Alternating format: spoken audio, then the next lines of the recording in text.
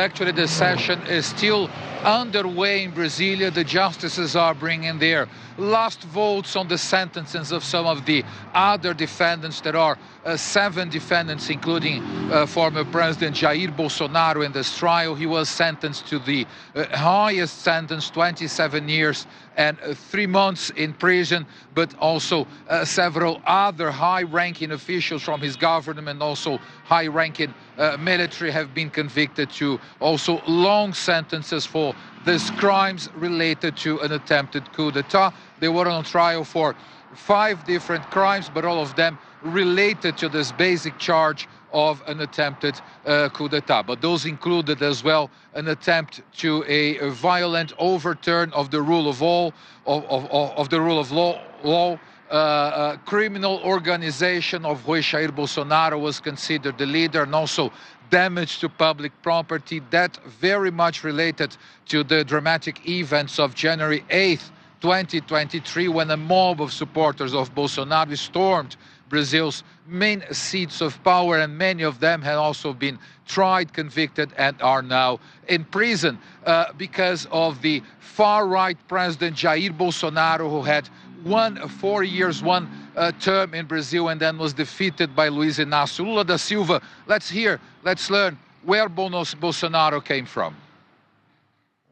Before Jair Bolsonaro won the 2018 presidential elections in Brazil, much of the political establishment saw the former army captain as little more than a fringe figure. Many analysts say that underestimation may have helped pave the way for his rise in politics. Bolsonaro was a regular guest on TV shows that mixed politics and comedy. These programs often aimed to highlight the absurdity of his views, but in the end, his message resonated with a significant part of the population. You don't diminish violence with flowers. Let me be clear. Weapons don't generate war, and flowers don't guarantee peace. Before becoming president, Bolsonaro served 28 years in Congress, embracing far-right teams and often making controversial statements that attracted both support and criticism.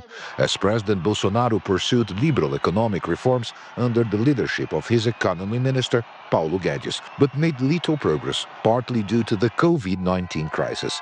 His stance during the pandemic became the defining mark of his presidency, though largely a negative one. He opposed social distancing and mask use, discouraged vaccinations, and dismissed scientific guidance, drawing widespread criticism.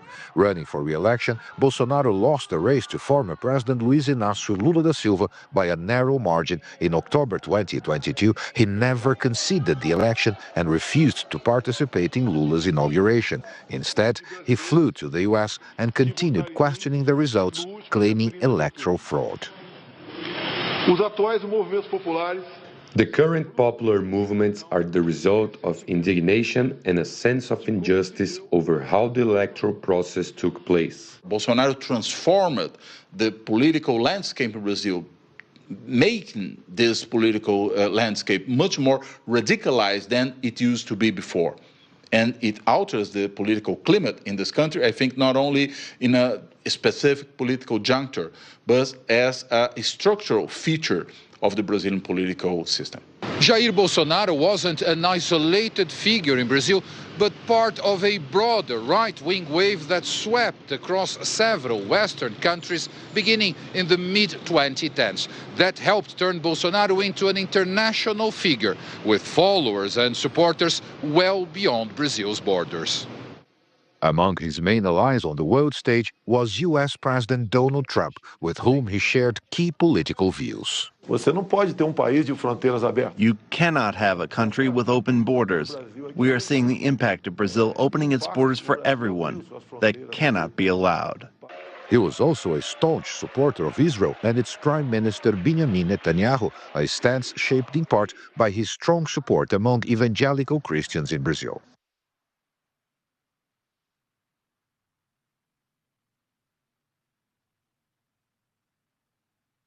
Well, so now Jair Bolsonaro convicted to 27 years and 3 months in jail. We'll have more details about when he'll actually be served an arrest warrant. There is still a possibility of some appeals by his lawyers, very unlikely or impossible almost to overturn the conviction.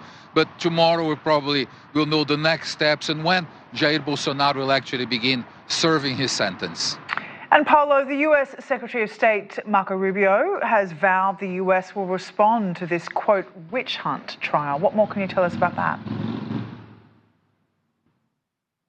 Well, much anticipation in Brazil as to what will be done by the United States. And this is something that we have seen over the last few weeks. Whenever there was discussion about how Bolsonaro's trial was approaching, there was also much attention turned to the United States to see how the Americans would react to this. And they have put pretty much all options on the table. Even military action was not ruled out by the US government, even though most analysts consider this is very unlikely, would sound more like rhetoric, but even that was not completely ruled out by US officials. But in fact, what has happened so far in terms of retaliation to Brazil has to do initially with the high tariffs, among the highest in the world, also the cancellation of visas of many high-ranking officials in Brazil's judicial system. Alexandre de Moraes, the rapporteur of this trial of Bolsonaro, for example, and also the imposition of Magnitsky law provisions against Alexandre de Moraes, hence making it harder for him to have financial dealings outside of Brazil. But since then, no other major measures were taken against Brazil. Now Marco Rubio again says that the United States might do something, and of course much anticipation here in Brazil to learn what that could be.